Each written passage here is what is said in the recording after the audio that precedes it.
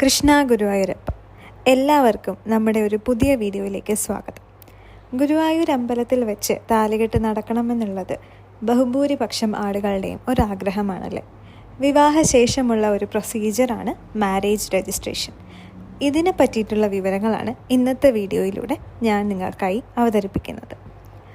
ഗുരുവായൂർ അമ്പലത്തിൽ വിവാഹം എങ്ങനെ രജിസ്ട്രേഷൻ ചെയ്യാമെന്നുള്ളതാണ് ഇന്നത്തെ വീഡിയോയിലെ കണ്ടൻറ്റ്. 2025 പ്രകാരമുള്ള വിവരമാണ് ഞങ്ങൾ ഇന്ന് നിങ്ങളിലേക്ക് എത്തിക്കുന്നത്. ഗുരുവായൂർ അമ്പലത്തിൽ ഓൺലൈനായിട്ടോ നേരിട്ടോ വെഡ്ഡിംഗ് ബുക്ക് ചെയ്യാവുന്നതാണ്. ശേഷം ലഭിക്കുന്ന റെസിപ്റ്റ് വിവാഹ ദിവസം കയ്യിൽ കരുതുക. ഈ റെസിപ്റ്റ് നിങ്ങൾ വിവാഹത്തിൻ്റെ സമയത്ത് അവിടെയുള്ള സ്റ്റാഫിനെ ഏൽപ്പിക്കേണ്ടതാണ്. അദ്ദേഹം നിങ്ങൾക്ക് ഒരു ആപ്ലിക്കേഷൻ ഫോം തരുന്നതായിരിക്കും. അതിൽ നിങ്ങളുടെ പേഴ്സണൽ ഡീറ്റെയിൽസ് തെറ്റുകൂടാതെ ഫില്ല് ചെയ്ത് ആ സ്റ്റാഫിന് തിരിച്ചു നൽകുക. അതിനുശേഷമാണ് താലികെട്ട് നടക്കുക. ഈ നൽകുന്ന ഫോം ഒരു ഒറ്റ ദിവസം മാത്രമേ വാലിഡ് ആയിരിക്കുകയുള്ളൂ.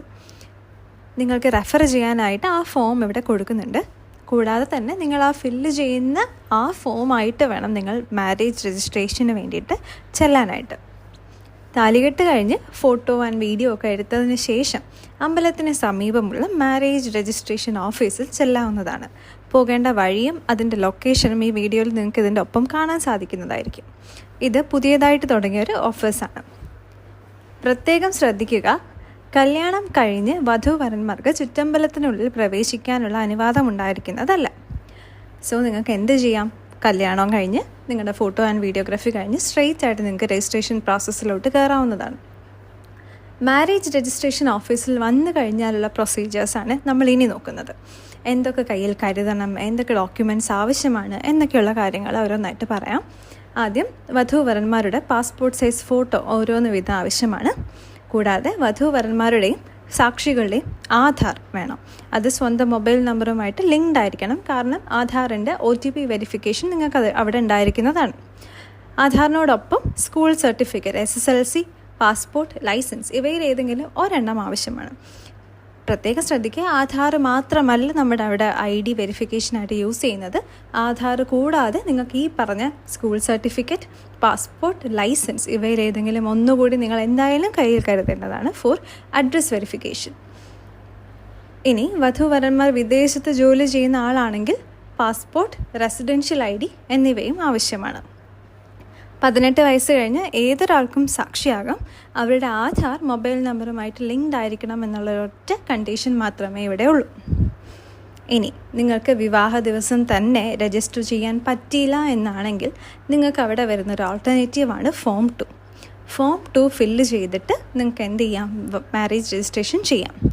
വിവാഹം നടന്ന തെളിവിനായിട്ട് ഗുരുവായൂർ ക്ഷേത്രത്തിൽ നടന്ന വിവാഹങ്ങൾക്ക് ഫോറം 2 എന്ന ഫോമിൽ ഗസറ്റഡ് ഓഫീസർ അല്ലെങ്കിൽ ജനപ്രതിനിധികൾ എന്നിവരുടെ ഓഫീസ് സീലും ഡെസിഗ്നേഷൻ സീലും പതിച്ച് കൃത്യമായി പൂരിപ്പിച്ച സാക്ഷ്യപത്രം സമർപ്പിക്കുക. ഇനി മറ്റു ക്ഷേത്രങ്ങളിൽ വിവാഹിതരാകുന്നവർക്ക് അതാത് മതസ്ഥാപനത്തിലെ സാക്ഷ്യപത്രവും ആവശ്യമാണ്. ഇത് ഫോം 2ൻ്റെ കണ്ടീഷനാണ്. സോ നമുക്ക് ഒന്നുകിൽ വിവാഹത്തിൻ്റെ അന്ന് നമ്മൾ ആദ്യം ഫില്ല് ചെയ്യുന്ന പേഴ്സണൽ ഡീറ്റെയിൽസ് അടങ്ങുന്ന ആപ്ലിക്കേഷൻ ഫോം ഉപയോഗിച്ചും മേൽ പറഞ്ഞ രേഖകൾ കയ്യിൽ കരുതിയിട്ട് നിങ്ങൾക്ക് അന്ന് തന്നെ രജിസ്ട്രേഷൻ കംപ്ലീറ്റ് ചെയ്യാം. അതർവൈസ് നിങ്ങൾ എന്ത് ചെയ്യണം, ഫോം 2 എന്ന് പറയുന്ന ഒരു ഓൾട്ടർനേറ്റീവ് ഉപയോഗിച്ച് നിങ്ങൾക്ക് അതിൻ്റെ പിറ്റേ ദിവസം തൊട്ടുള്ള സമയങ്ങളിൽ നിങ്ങൾക്ക് രജിസ്ട്രേഷൻ കംപ്ലീറ്റ് ചെയ്യാവുന്നതാണ്. സോ ഈ വീഡിയോ എല്ലാവർക്കും ഉപകാരപ്രദമായി എന്ന് വിചാരിക്കുന്നു. നിങ്ങൾക്ക് വിവാഹശേഷം ഈ ഒരു രജിസ്ട്രേഷൻ പ്രോസസ്സിനെ പറ്റിയുള്ള ഡൗട്ടോ കാര്യങ്ങളോ ഉണ്ടെങ്കിൽ നിങ്ങൾക്ക് ഞങ്ങളെ പേഴ്സണലി കോൺടാക്റ്റ് ചെയ്യാം. ഞങ്ങളുടെ വെബ്സൈറ്റും കാര്യങ്ങളും ഞങ്ങൾ പിൻഡ് കമൻറ്റായിട്ടും ഡിസ്ക്രിപ്ഷൻ ബോക്സിലും കൊടുക്കാം. ഇത് കൂടാതെയുള്ള നേരിട്ടുള്ള സഹായങ്ങളും ഞങ്ങൾ നിങ്ങൾക്കായിട്ട് ചെയ്തു തരുന്നതായിരിക്കും. ഗുരുവായൂർ റിലേറ്റഡ് ആയിട്ടുള്ള മാരേജ് റിലേറ്റഡ് ആയിട്ടുള്ള എല്ലാ സഹായങ്ങൾക്കും നിങ്ങൾക്ക് ഞങ്ങളെ കോൺടാക്റ്റ് ചെയ്യാവുന്നതാണ്.